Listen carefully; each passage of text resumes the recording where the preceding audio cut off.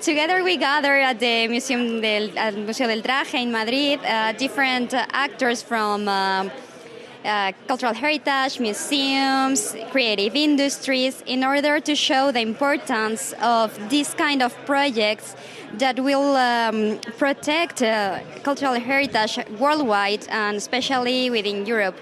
So we think that this was quite important not only for researchers like us, but also for the general audience to raise awareness about silk heritage, because it's a really endangered heritage, and we have to take into account that European history is woven in silk. So that's why silk, why now? That's why that is so important to protect silk heritage.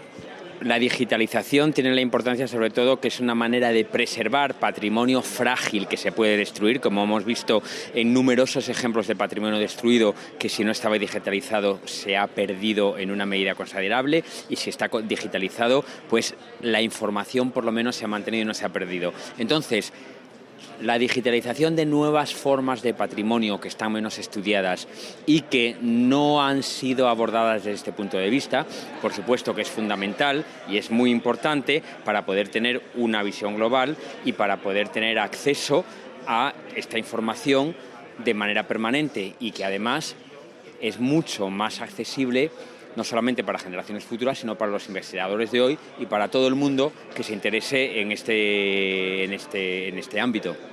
Bueno, mi nombre es Carlos del Val, yo trabajo en el Instituto Cervantes, en la Dirección de Relaciones Internacionales.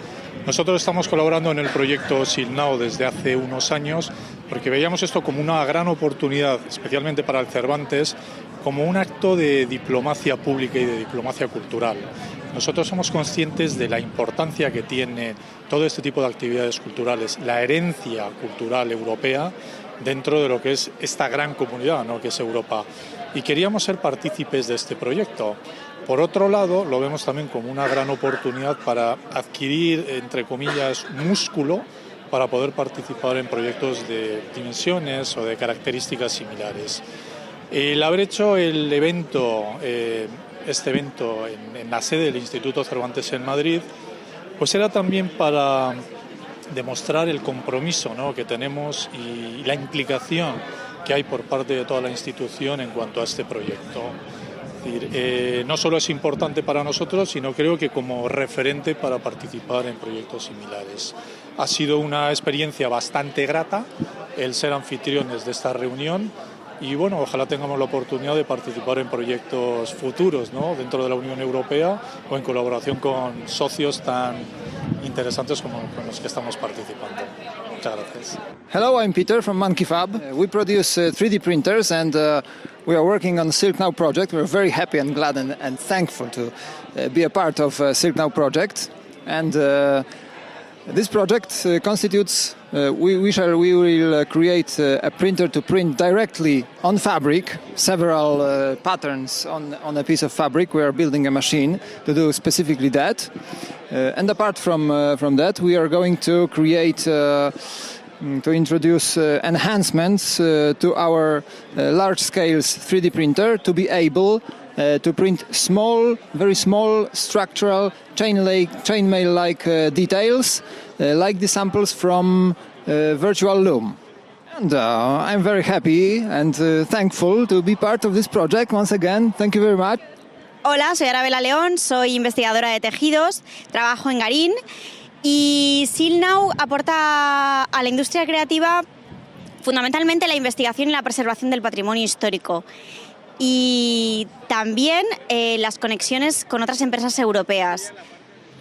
Soy Jesús Jimeno, trabajo en el IRTIC en la Universidad de Valencia, y mi trabajo dentro del proyecto es intentar crear en 3D los tejidos que tratamos en este proyecto a partir de imágenes y el conocimiento que tenemos de técnicas antiguas, para poder ver cómo es la estructura de ese tejido, cómo los hilos se entrelazan unos con otros, puesto que no queremos destruir ni deshacer los tejidos antiguos.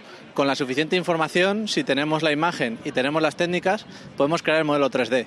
Además, como las técnicas que estamos creando son genéricas, la idea es que más adelante esto se pueda llevar a otro tipo de tejidos o, no sé, a otro tipo de ámbitos, ya que a partir de los dibujos y de la descripción general de la técnica, el mismo algoritmo podría crear la estructura de hilos que sirve tanto para motivos educacionales, como por ejemplo para que una persona que tiene la visión reducida pueda tocar cómo es el tejido y comprender cuál es su estructura.